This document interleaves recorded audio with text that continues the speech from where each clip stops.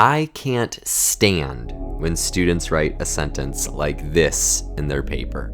In Act 3, Scene 1, Hamlet says, "To be or not to be." What frustrates me about this sentence is how close it is to high quality writing.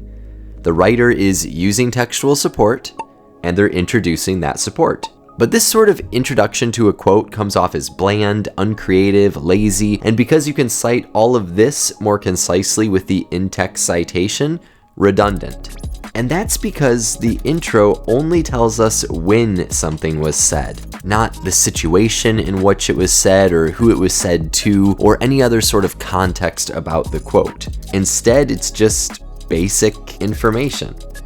It would be like if you were writing a paper about Blade Runner and said, at the 1 hour, 48 minute, and 13 second mark, Roy Batty says, "like tears in rain." The intro to the quote does not do the quote justice. It's not worthy to share the same sentence. So instead of time-stamping your textual support, help the reader visualize what's happening when these words are said.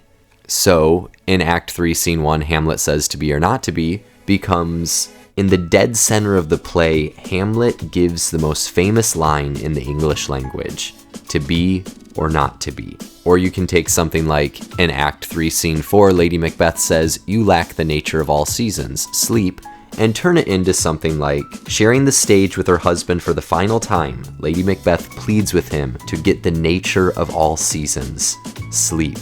As you can see, these new intros still allow you to help readers understand when a line is said in the play.